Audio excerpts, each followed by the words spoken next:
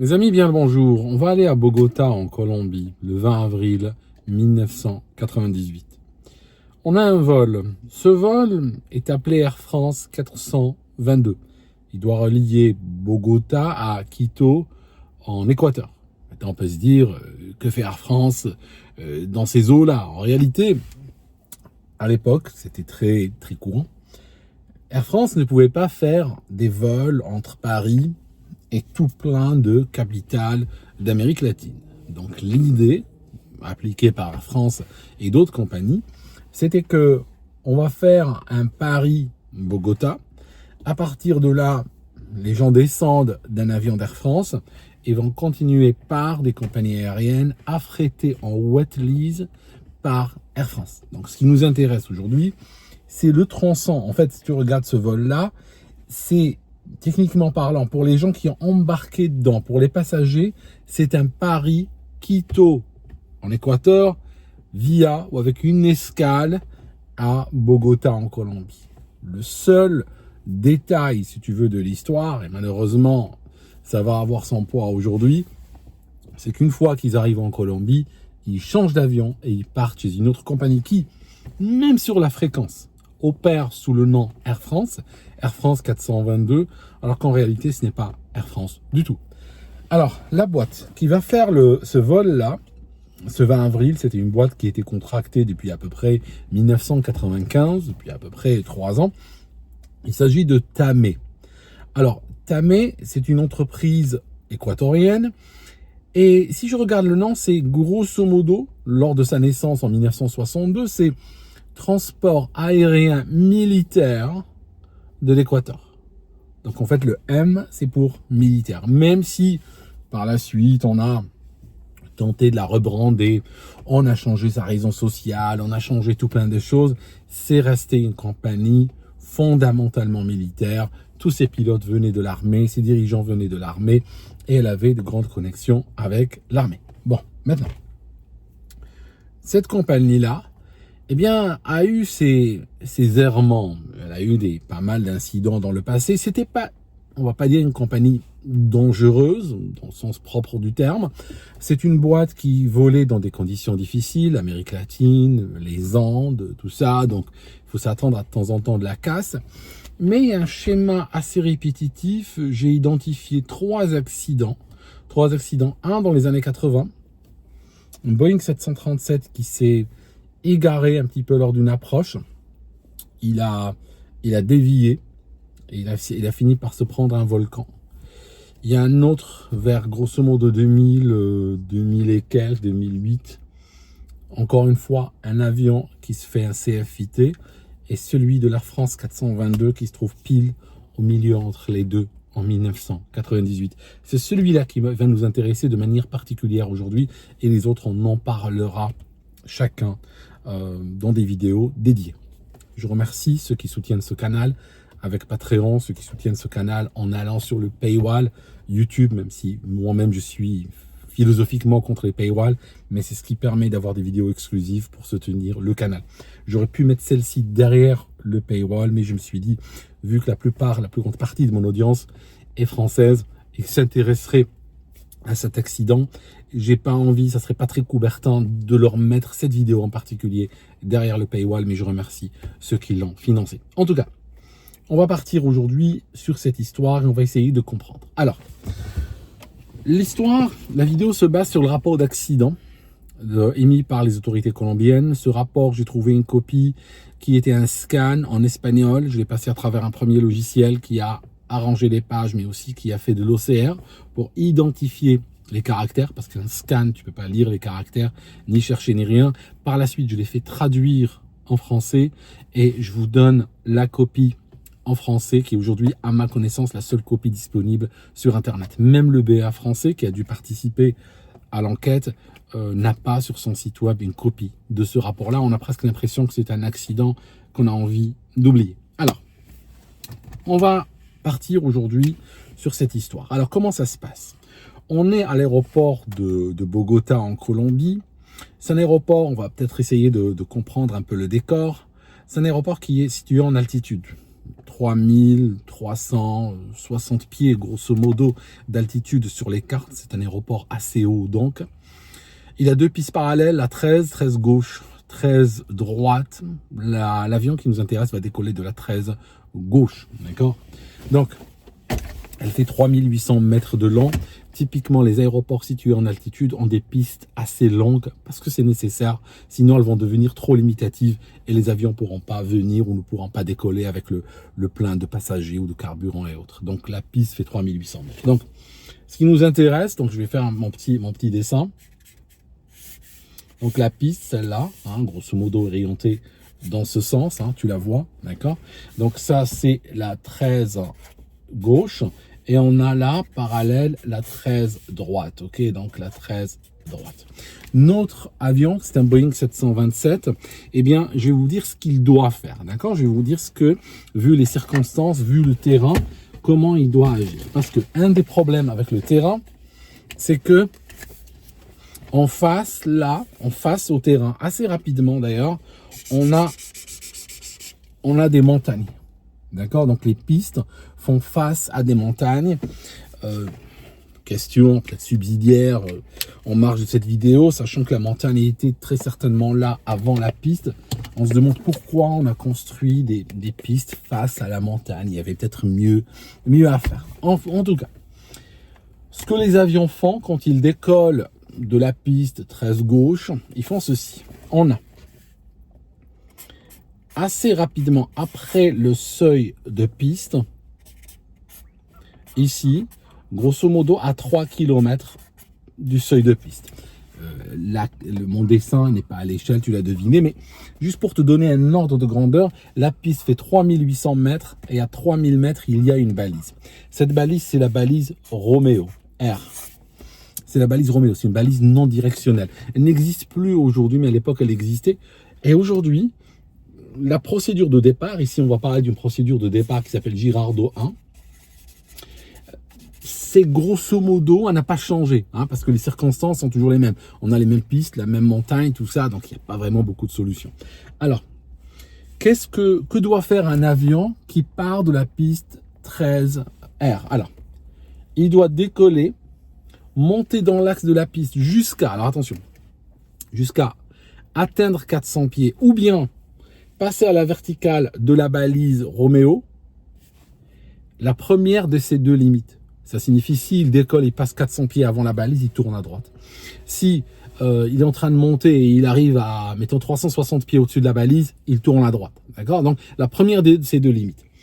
La balise Roméo, je le dis parce que les nouvelles générations de pilotes n'ont peut-être pas utilisé le NDB, les balises non directionnelles. NDB, c'est représenté dans le cockpit par une sorte d'aiguille, une flèche toute simple sur un instrument qu'on appelle le RMI en général. Donc c'est un instrument avec une bague qui automatiquement met à jour le cap de l'avion. Et en fait, ce qui se passe, c'est que tu as une aiguille comme ça. Quand tu décolles, tu mets la fréquence donc de Roméo. L'aiguille est verticale, donc elle te dit que Roméo est en face. Tu montes, et puis ce qui va se passer, c'est qu'une fois que tu passes au-dessus de Roméo, elle fait ça.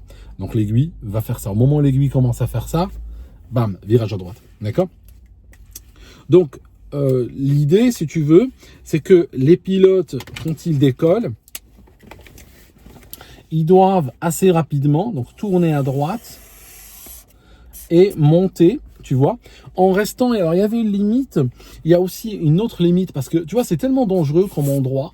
Tu as un VOR, le VOR de Bogota, qui est quelque part là, derrière la piste, qu'on utilise de l'autre côté pour les approches. Quand on utilise, il y a une approche VOR DME aussi, il y avait en tout cas une approche VOR DME de ce côté. Il y a aussi une limite par rapport au VOR, ne pas s'éloigner au-delà d'une certaine limite. Il y a aussi une vitesse qui est au maximum de 185 nœuds. Retenez l'importante. Pourquoi la vitesse est limitée? C'est très souvent comme ça. Quand on a des routes de départ dans un terrain qui est entouré de montagnes, de relief, on met sur les virages une vitesse maximale. Pourquoi? Parce que si on ne met pas ça, regarde ce qui va arriver. Mais tant qu'on ne restreint pas la vitesse, parce qu'ici ça monte à plus de 14 000 pieds, d'accord? Si on ne met pas une limite de vitesse, le virage peut être trop grand. D'accord? Tu vois ce que je veux dire? Le virage, si on n'impose pas une limite de vitesse, on peut se retrouver avec un avion qui fait ce virage de cette manière-là. Et tu vois, le risque, c'est d'aller effectivement vers la montagne. Donc, la limite, c'est 185 nœuds. Alors, maintenant, qu'est-ce qu'ils ont fait, les pilotes, ce jour-là? Et c'est là où ça va devenir absolument incroyable. Alors, regarde. Il y a 53 personnes à bord. On a 53 personnes à bord. Les portes se ferment. C'est la fin de la journée. Il fait jour. Ok. La météo, elle est comment? La météo, la visibilité sous les nuages est relativement bonne, hein, décrite entre 7 à 10 km par endroit. Par contre, pas mal de Charlie Bravo, pas mal de cumulonimbus. Donc des nuages à développement vertical. Le vent est calme. L'autorisation de décollage qui a été donnée à l'avion, elle a été suivie par le vent est calme. D'accord? Donc il n'y avait même pas de vent ce jour-là. Et ce qui se passe, c'est qu'il y avait de la pluie. La montagne était obscurcie par des nuages, hein, parce que les montagnes ont cette capacité à accrocher les nuages. Donc, la montagne elle-même était cachée par les nuages. Ok. Le Boeing, c'est un Boeing 727. Okay, c'est un Boeing 727, équipage équatorien de Tamé, et principalement des passagers qui sont des Français qui vont en Équateur, donc des Français qui ont acheté des billets chez Air France. Alors, durant le roulage, il y a deux choses qu'on va constater. On va constater que, premièrement, il n'y a pas de briefing. Ça signifie normalement, avant de décoller, et en particulier d'un endroit aussi difficile, il y a un briefing. Ça signifie que les pilotes discutent entre eux et disent voilà ce qu'ils vont faire. Ça signifie que le projet, l'intention est verbalisée, hein, comme ça tout le monde est d'accord, tout le monde est vraiment en train de suivre le même projet. Très important, avoir la même image mentale. Deuxièmement, les checklists. Eh bien, ce qui va arriver, deux choses. Premièrement, le briefing n'est pas fait du tout. Briefing zéro. Les checklists ne sont pas conduites. Ça signifie on va interrompre à un moment donné la checklist. Ils sont en train d'aller sur la checklist et ils vont arrêter à un moment donné.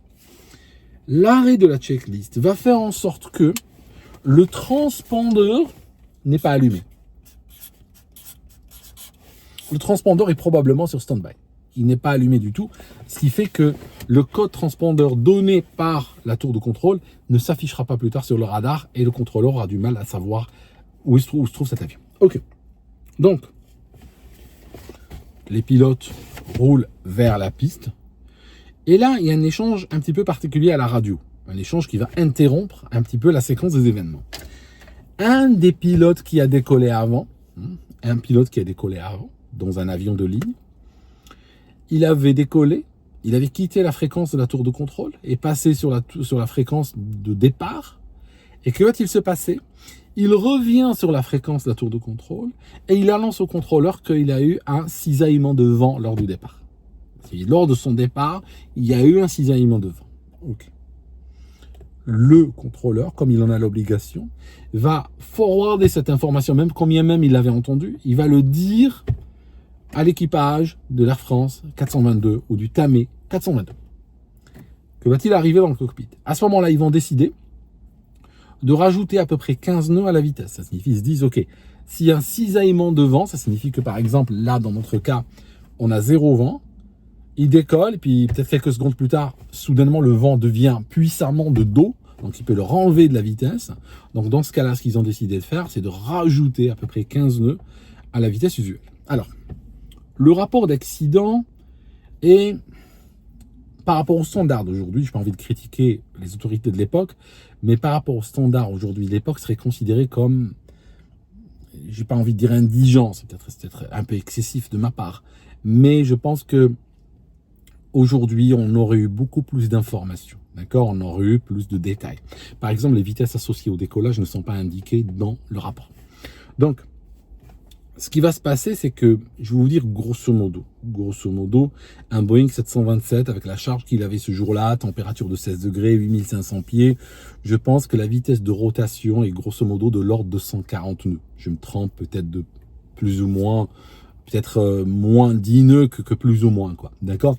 Donc, grosso modo 140 nœuds. Donc, les gars décident probablement de monter peut-être à, je sais pas moi, 160, quelque chose comme ça, essayer de faire quelque chose comme ça, 160, 170 nœuds, grosso modo, mais même si on n'a pas le détail dans le rapport, on est obligé un petit peu de deviner. Alors, il s'aligne sur la piste.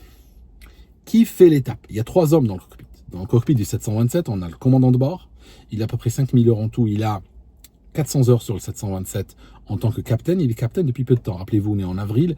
Il est capitaine depuis le mois de décembre. D'accord? Il est capitaine depuis peu de temps. À sa droite, on a un copilote qui a 8000 heures de vol, plus expérimenté. Il y a un détail à son sujet, je vais te le dire tout de suite.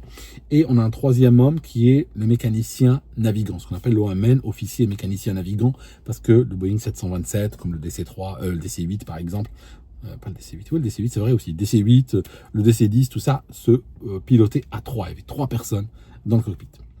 Le mécanicien navigant ne navigue pas du tout. Je veux dire, c'est pas lui qui s'occupe de la navigation. Lui, il a un pupitre, il s'occupe de ses moteurs, de ses génératrices, de la pressurisation, des circuits hydrauliques, de plein de choses. C'est pas du tout de son ressort, la nave. Ok. Maintenant, il y a peut-être un détail qui frappe dans le rapport qui est le suivant. Il y a un gradient d'autorité qui a l'air un petit peu inversé. Pourquoi?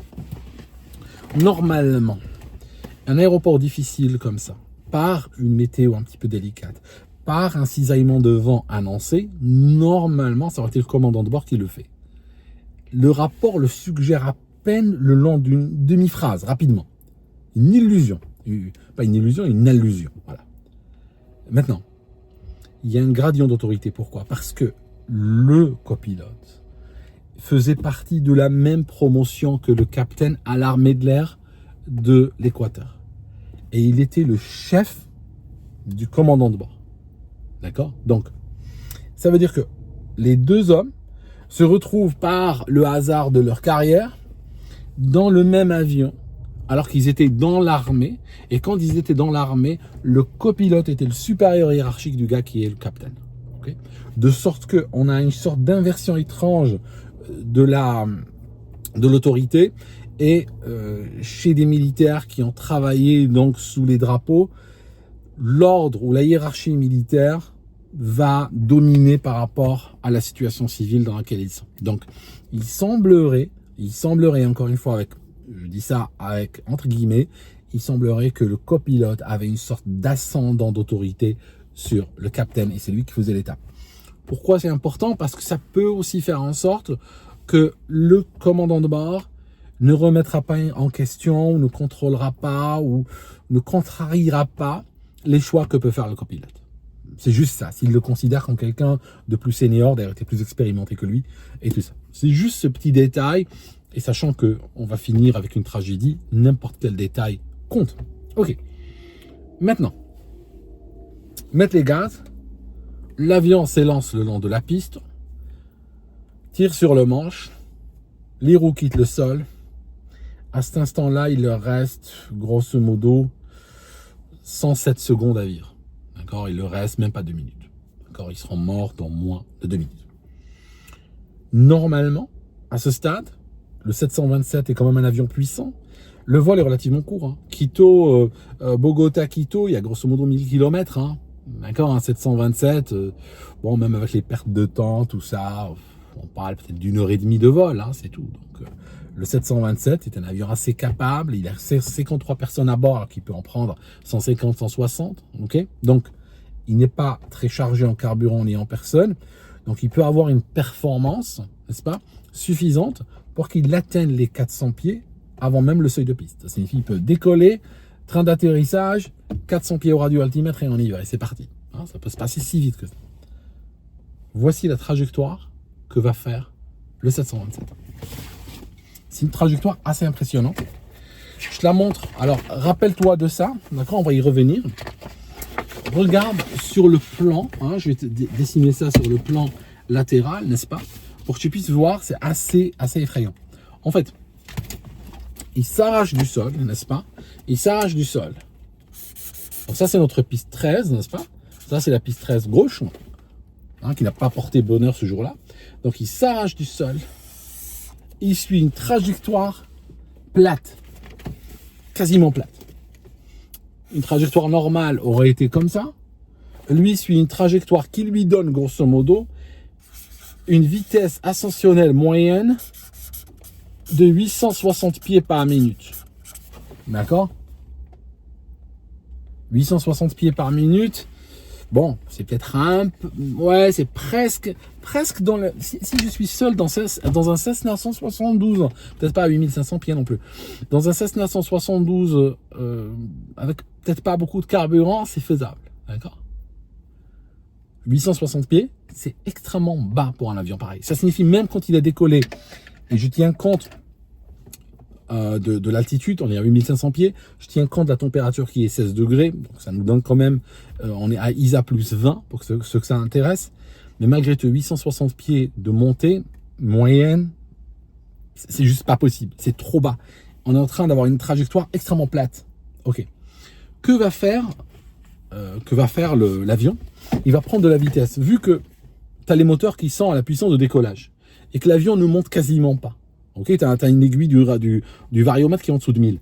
Que va faire la vitesse? Elle va augmenter. Donc la vitesse va aller à 260 nœuds. Donc la vitesse, forcément, je veux dire, quand un avion décolle, soit il est bien cabré et il va prendre de l'altitude, soit si on le cabre pas puis on reste plat comme ça, bon forcément c'est la vitesse qui va augmenter. Alors, la vitesse de 160 nœuds, je sais qu'il y a des gens qui regardent, oui, mais convertis-moi ça en km/h. Alors attention, là, il y a un piège, et ce piège-là est très important. J'aimerais l'évoquer quand même, parce que là, c'est très sérieux. Regarde, je te montre. C'est une vitesse indiquée. D'accord? C'est la vitesse indiquée. Parce que dans cet avion, on a deux boîtes noires, grosso modo. On a le CVR, qui enregistre les voix du cockpit, qui raconte une bonne partie de cette histoire. C'est lui, par exemple, qui dit que la boîte noire, la checklist a été interrompue à un moment donné, par exemple.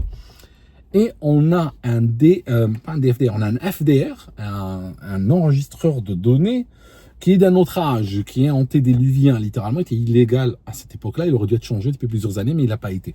C'est un système à 5 pistes de données seulement. Tu vois qu'il enregistre 5 paramètres uniquement. Donc, premier paramètre, c'est le temps. Donc, il enregistre l'heure. La plupart des cas, c'est un peu fantaisie, c'est un peu décalé. Vitesse, cap, accélération, altitude. Donc, vitesse, cap, accélération, altitude, temps. 5 paramètres. C'est tout. C'est pas grand chose. C'est très peu.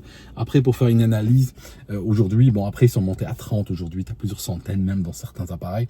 Donc, c'est monté. Mais à l'époque, voilà, il était déjà en 98, il était déjà largement has-been. Donc, ce que je cherche à te dire, c'est ceci. 260 nœuds de vitesse indiquée. Grosso modo, si on est au niveau de la mer et qu'on a grosso modo 15 degrés, ce qui correspond à peu près à l'atmosphère standard, 260 nœuds. Et il n'y a pas de vent. Rappelle-toi, lors de l'autorisation de décollage, je l'ai dit, il n'y a pas de vent. Donc, on n'a même pas un vent de face qui aurait pu réduire la vitesse sol. Ça donne quoi, grosso modo, en vitesse sol? Ça donne, grosso modo, tu veux une conversion, ça donne à peu près 480 km/h. D'accord? Grosso modo, au niveau de la mer. Maintenant, il faut savoir une chose. Quand un avion est en altitude et que on a un système qui avale l'air, un pitot qui est face à l'air, une sorte de tube ouvert comme ça vers l'air, qui utilise la pression dynamique de l'air pour afficher la vitesse. Il faut plus de vitesse pour avoir la même vitesse indiquée. Il faut plus de vitesse vraie, de vitesse réelle pour la même vitesse indiquée. Donc si on a 260 nœuds de vitesse indiquée dans les conditions que j'ai citées tout à l'heure, donc on est grosso modo vers 8500 pieds, il fait 16 degrés, normalement 16 degrés en atmosphère standard. Si on regarde en atmosphère standard, il fait 15 degrés au niveau de la mer. Donc si tu as 16 degrés à 8500 pieds, t'es vraiment chaud là, hein. On est probablement à, je dis de tête, grosso modo, on doit être sur de l'ISA plus 20 ou quelque chose comme ça, hein. D'accord? On n'est pas loin, donc il fait très chaud ce jour-là. En avril, il fait très chaud. Donc, ça va te donner une vitesse vraie, grosso modo, de 580 km/h. D'accord? Donc, les vitesses, et c'est là où où est-ce que c'est? Là, cette vitesse-là, indiquée, c'est une IAS, là, elle devient très importante. Pourquoi? Parce que quand tu montes en altitude, la même vitesse indiquée va correspondre à une vitesse réelle beaucoup plus grande. Ça veut dire quand tu cherches à éviter des obstacles, quand tu es en altitude, les vitesses vraies ou les vitesses sol Et les vitesses sol, là, on n'a pas de vent, donc vitesse vraie, vitesse sol, c'est pareil, sont plus élevées, donc tu te rapprocheras de la montagne beaucoup plus rapidement. Tu vois le truc, hein, c'est ça, hein, c'est des petits détails qui se cumulent, mais au bout d'un moment, ça commence à faire beaucoup. Alors, ce qui se passe, c'est que notre avion est en train de foncer vers la montagne. Il passe au-dessus de Roméo. Donc, il passe à 400 pieds, il passe au-dessus de Roméo. Il tourne pas. On comprend pas pourquoi il tourne pas. Alors, bon, il y a eu des rumeurs à l'époque. Ils ont dit que Roméo, il y avait des coupures d'électricité sur la région. Et Roméo, la balise, n'était pas électrifiée. Bon, c'est pas grave, c'est pas la fin du monde. Ok, la balise n'est pas reçue. Admettons, la balise n'est pas reçue. Acceptons cela. Les pilotes ne vont pas avoir une aiguille et tout ça. Quand une balise n'est pas reçue, le RMI indique l'aiguille va généralement comme ça à l'horizontale, puis il y a un drapeau qui sort. D'accord? Donc, on n'a rien. Ok? Ça, c'est le premier point. Deuxièmement, admettons même que les pilotes soient trompés ou peu importe. À 400 pieds, ils auraient dû tourner. Peu importe. Peu importe s'ils ont capté ou pas la balise. D'accord? Donc, là, il y a quand même un problème. C'est qu'ils vont foncer tout droit. Le contrôleur aérien, lui, utilise un système de 4 radars. Un système de 4 radars, c'est une détection multi-radar qui balaye toute la zone. Et puis, il regarde dans son pupitre, il ne voit pas l'avion. Donc l'appareil décolle, il ne voit pas l'avion. Et en réalité, l'avion volait tellement bas qu'il n'a pas été détecté jusqu'à la balise Roméo, il n'était pas détecté. Il a été détecté bien après la balise Roméo.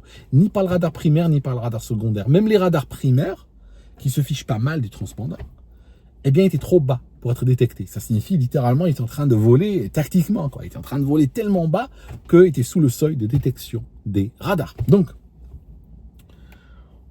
il décolle, et puis après, il contacte un des pilotes, probablement le commandant de bord, contacte la tour de contrôle. La tour de contrôle, premier contact, ils lui disent, on n'a pas de contact radar, on n'a pas d'identification radar. Parce que quand il y a un service radar, quelque part, la première chose que dit le contrôleur lorsque la conversation s'établit, il dit vous êtes identifié. Vous êtes identifié, ça signifie qu'il a sur son radar un point qui bouge et il a une étiquette qu'il a acceptée. Généralement, le radar associe automatiquement l'étiquette à l'avion, mais c'est le contrôleur qui doit valider que c'est OK, qu'il accepte que cet avion-là, c'est cette étiquette-là. Donc, le truc, c'est que comme l'avion volait bas, alors si l'avion avait pris une trajectoire d'envol normal, peut-être que juste au bout de la piste, il serait sorti. Et le contrôleur aurait dit, ah, celui-là, je viens d'autoriser à décoller, il vient de décoller, puis là, il sort sur le radar. Il aurait peut-être pu mentalement identifier le point sur le radar avec le Boeing 727. Mais comme ce Boeing 727 a volé très bas en quittant l'aéroport, il n'est pas surgi du tout sur l'écran du contrôleur. Bien plus tard, il a surgi. Donc, quand il contacte le contrôleur, celui-ci lui dit « On n'a pas, j'ai pas d'identification pour vous ». À ce moment-là, que se passe-t-il? Les pilotes réalisent qu'ils ont oublié donc d'allumer le transpondeur.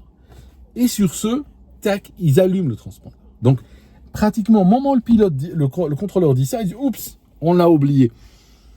Ceci, à mon sens, vient peut-être casser certaines thèses qui disent que les pilotes ont exprès laissé le transpondeur éteint parce qu'ils ne voulaient pas respecter la route de départ Girardot 1. Ils voulaient en faire qu'à leur tête. Ça signifie que, admettons, hein, on est obligé d'admettre tout, hein, admettons qu'ils voulaient faire ça. Admettons que leur but était, je trouve une couleur quelconque, voilà, admettons que leur but était de faire ceci, de partir au-dessus de la montagne et faire ça, sans dire au contrôleur, tu vois, parce que c'est plus rapide que faire le tour et monter comme ceci, tu vois, ça peut arriver, hein, surtout les années 90 et tout, bon. Pourquoi pas des têtes brûlées qui veulent en faire qu'à leur tête, on est obligé de supposer ça. Mais dans le cas précis, je me serais attendu à ce que ils volent pas sous le radar, sachant que la montagne est en face, donc ils seraient quand même montés comme cet appareil leur permet. D'ailleurs, j'ai fait des tests en simulateur de vol, en vrai simulateur de vol, hein, ils montaient sur Vérin et tout ça. Ils n'avaient pas un 727, ils avaient un 737-800. Et je peux vous dire que en décollant, comme ceci, sur la 13, même en coupant un moteur, signifie en simulant une panne moteur sur le 737, il est pratiquement impossible de taper sur la montagne. Ça signifie la performance ok, quand tu regardes les routes de départ, tu dis attention, il faut 6,7% de pente, à partir de Roméo, en dessous de Roméo, je crois que c'est 8,2%, etc. Ça semble effrayant, comme ça, quand tu lis sur la map et tout. Mais quand tu regardes le tableau avec les performances associées, tu réalises que c'est pas grand chose. Tu réalises que, bon, bah, d'accord, 6,7%, si tu as une vitesse sol raisonnable à 1200 pieds par minute, tu passes. D'accord? Donc, tu réalises que ce n'est pas une performance qui est requise, qui est extraordinaire. On n'est pas non plus à Paro, on n'est pas non plus à Innsbruck, en Autriche. Oui, il y a des montagnes, mais ça reste raisonnable. C'est pas le Bhoutan, c'est pas des endroits comme ça. Tu vois, c'est pas Katmandou. Ça reste quand même, on est raisonnable. Donc, je disais, si les pilotes voulaient faire ça, je m'attends pas à ce qu'ils branchent. Ils rebranchent leur transpondeur. À l'instant, le contrôleur leur dit, j'ai pas de contact. Donc, le contrôleur, je dis, j'ai pas de contact, radar. Ah, il dit, oups, il branche. D'accord? Je me serais attendu à une autre attitude.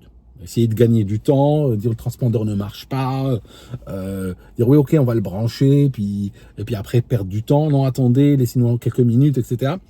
Mais c'est pas ce qu'ils font. À l'instant où il leur dit, clac, il le branche. Bon. Maintenant, au moment où il le branche,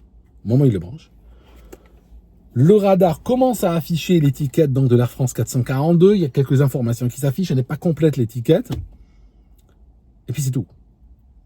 Le contrôleur aérien tente de les contacter. Il y a eu à un moment donné une interruption de la communication à cause d'un clash entre deux avions. Ça signifie il y a le 422 qui parlait à la radio à la fréquence. Il y a un autre qui a interrompu la conversation. Donc c'est un peu chargé sur la fréquence. Ça arrive tous les jours dans les aéroports.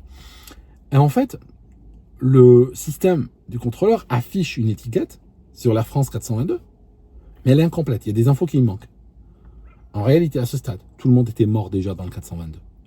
L'étiquette qui s'affichait était une étiquette qui était inférée par le radar en faisant une extrapolation entre les informations qu'il avait. Il venait de détecter le 422, il venait de l'associer à des données, à un vol, il venait de recevoir le premier ping du transpondeur, donc il commençait à remplir l'étiquette, il l'affiche au contrôleur.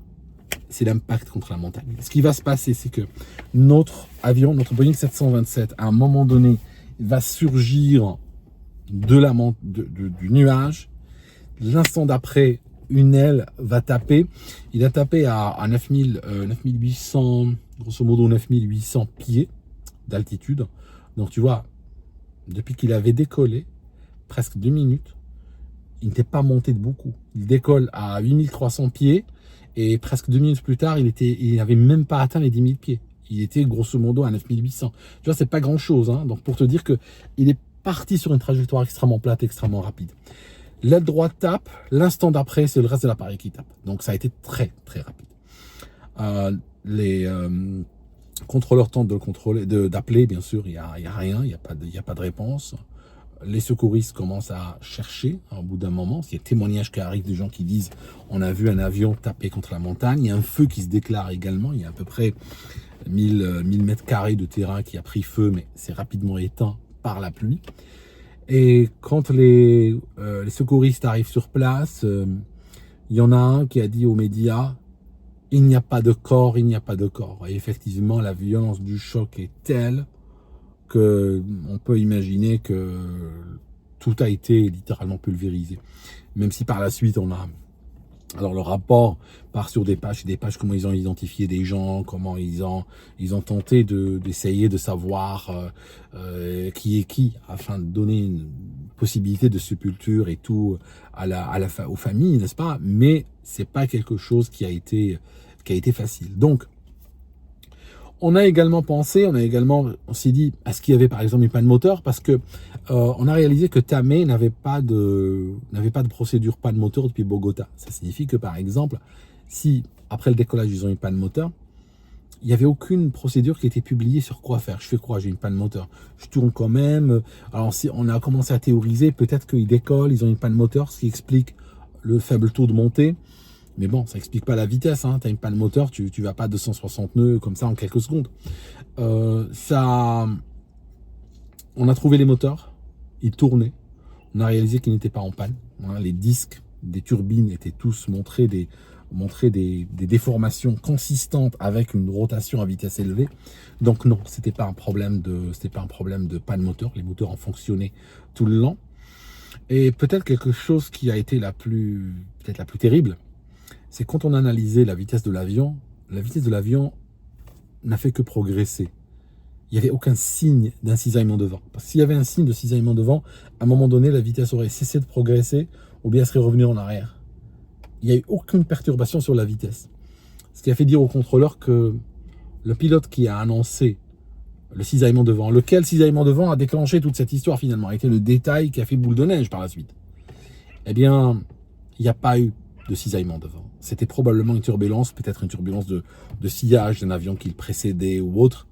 Et il l'a interprété comme un cisaillement de vent, il l'a annoncé sur la fréquence. Mais il n'y avait pas du tout de cisaillement de vent. Donc voilà mes amis, la compagnie Tamé a, comme je vous ai dit, dans les années 2000, a écrasé un autre appareil dans des conditions à peu près similaires, il faut que je vous en parle. Hein, je vous ai dit, il y a un trio de CFIT. À propos de CFIT, le GPWS, il était équipé d'un GPWS de Sustrand Mark II. Il a annoncé, alors attention, le GPWS de l'époque, c'est pas comme ceux d'aujourd'hui. Ceux d'aujourd'hui ont une carte mondiale. Ça signifie ils ont une capacité de savoir qu'il y a une montagne devant toi, parce qu'ils la voient sur la carte, et ils savent que tu es en train d'aller vers cette montagne et que ça va mal se terminer. Donc, ils sont capables d'émettre une alerte de manière relativement précoce. Les GPWS de l'époque travaillent avec un radioaltimètre. Ça signifie qu'ils regardent le terrain, ils sentent le terrain sous l'avion, et ils voient le terrain qui est en train de venir, et c'est ceci qui leur permet de se dire « Ah, il y a un problème » et annoncer au pilote. Potentiellement, avec les anciens modèles de GPWS, si tu tapes sur une montagne qui est verticale, mettons tu as une montagne verticale comme ceci, tu viens taper contre, à aucun moment le GPWS ne se manifeste. Pourquoi? Parce que ça reste, la hauteur sous l'avion reste élevée tout le temps, il n'y a pas de variation. Et ce CFIT, pour finir, c'est un des rares CFIT en montée, si tu remarques. La plupart des vols contrôlés vers le terrain surviennent en descente lors de l'approche. C'est la zone la plus dangereuse. Si tu regardes, il y a tellement de CFIT, et d'ailleurs une playlist spéciale CFIT dans ce canal, et cette vidéo ira dedans, et tu remarqueras que pratiquement tout le temps, on est en train de faire une approche dans le brouillard, dans les nuages, tout ça, et puis une erreur de navigation, d'appréciation, puis soudainement, voilà, c'est l'impact. Ça, le plus souvent, c'est en descente. Ici, c'est un des rares CFIT qui s'est fait en montée. Mais tout simplement, l'avion, d'accord, montait moins vite que la montagne. Si la montagne est comme ceci, et l'avion, lui, est comme ça. Donc, il est en montée, il a un variomètre vertical, sauf que le terrain qui est en dessous de lui est en train d'arriver encore plus vite. Voilà, et c'est assez rare pour être signalé. Et voilà, mes amis, c'est très dur vraiment de comprendre, hein, je peux comprendre que les familles des victimes. J'étais en contact une époque avec une personne qui a perdu quelqu'un dans cet appareil, et je salue la mémoire de cette personne au passage. Et je peux comprendre que les familles ne comprennent pas, parce que tu te dis, parce qu'au-delà de toutes les explications techniques que j'ai données, tu te dis, mais putain, tu décodes une piste, tu as une montagne énorme là devant toi, même si tu la vois pas aujourd'hui, tu as l'habitude de venir dans cet aéroport, donc tu sais bien que tu es en train de décoller quand même, voilà, d'un endroit comme tu n'es pas en train de décoller face à la mer à New York, tu vois, tu es en train de décoller dans une zone qui est d'un côté nuageuse, de l'autre côté avec des montagnes, donc tu te dis, attention, il y a des rochers là qui se cachent derrière ces nuages. Je veux dire, c'est sérieux comme truc. Tu décolles, si on te dit de virer à droite, tu vires à droite, quoi. Là, les mecs partent tout droit, et comme un missile. Je veux dire, honnêtement, ils seraient partis tout droit, sans respecter la route de départ ou autre. Mais juste adopter un taux de montée normal. Par exemple, ils seraient montés en vitesse à 200 nœuds au lieu de 260 et auraient adopté, je sais pas moi, 2000 pieds par minute au vario, 2000, quelque chose comme ça. Ils seraient passés au-dessus de la montagne. Oui, le GPWS aurait peut-être gueulé, ça aurait fait bizarre, ça aurait fait désordre, mais ils seraient passés, ils n'auraient pas tapé la montagne. Tu vois? Eh bien là, ils l'ont tapé. D'ailleurs, pour te dire, il n'était pas très loin du sommet, parce que semble-t-il, d'après le rapport, il y a des morceaux de l'avion de métal qui ont été retrouvés de l'autre côté du sommet. Tu vois? Donc il a tapé juste en dessous du sommet, semble-t-il. Voilà. Merci mes amis d'avoir regardé cette vidéo. Merci à ceux qui soutiennent ce canal derrière le paywall de YouTube ou bien sur le Patreon. C'est vraiment eux qui ont permis l'existence de ce canal jusqu'à aujourd'hui. Il y a beaucoup d'autres histoires qui arrivent. Je vous rappelle aussi la sortie de mon livre, Escrologie, la suite du précédent.